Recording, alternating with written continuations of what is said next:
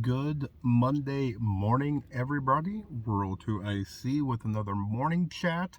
And this is starting to pick up a little bit of steam. And so, for all of you that are new, I'm not a floating head. I promise you, this is just my Monday through Friday daily couple minute talk with everybody. I do it in my car.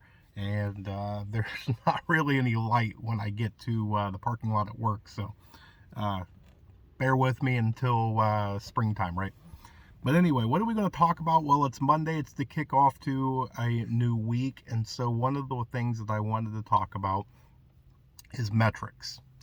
Now, if you have watched me for any length of time, then you will know one of my favorite things that I like to say is that to get to a desired long term goal, medium term goal, and even some short term goals, is that you have to have small, attainable goals in order to take it one step at a time, right? To go from the first floor to the second floor, you're not just going to take one big giant leap for mankind. You're going to take it one stair step at a time and you will get there. And so that's what we need to do. Great. How do we know, though, that we are on pace, that we're on track? Well, we have to use some metrics. One of the things that I see is that people sometimes skew or don't understand how to set those metrics. Let me give you an example. If there is a straight A student, you have a person in high school, you pull their report card, and they are a straight A student. Does that give you the metrics that they have excellent, really, really good teachers? Does it? Okay. If you have a student who is a C on average student, does that mean that they have average teachers? If you have a teacher that most of the people are getting a C or below, does that mean that they are a bad teacher? Okay.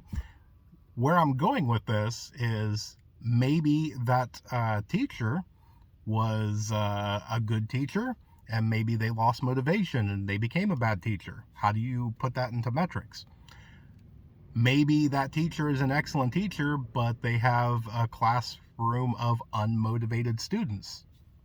How is it where it's the teacher's fault?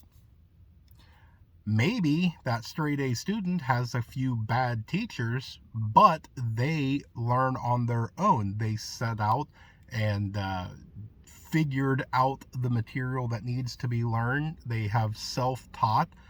Maybe they've learned the way that the questions are going to be asked and things like that. Maybe they are one of those that are really good test taker or whatever. Maybe they're just book smart, okay? But there's a lot that sometimes it is not just black and white to where you can look at something and just go immediately, this is the metric I'm going to use for it. When you are trying to say, I want to save $100 by the end of the month, well, if you put that, you get paid once a week, that's $25 a week. Okay, you can do a pretty standard, easy metric.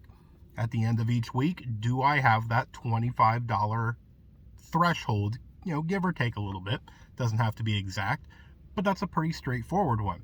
But when you are talking about a lot of other more complex things, you have to understand what metrics you're trying to measure things by, or else you can get a false reading.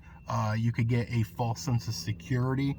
You might not get the absolute clear picture that you need to have that. That metric is there, so it shows you if you are above pace, below pace, or right on track.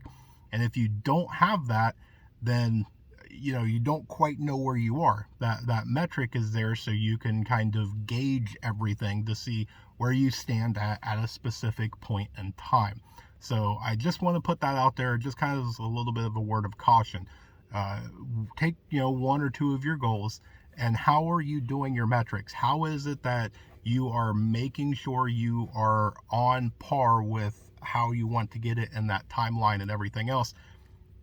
Make sure that you're honest with your self-assessment and just revisit and make sure that your metrics match and that you're getting true results. You're getting a true reading, and I think it'll help. I think it will. So, but that's what I've got for you guys today. I hope you guys have an amazing day. I hope you have a blessed day. Stay tuned because there's more information to come. And with that, remain united because we're all prepping in this together.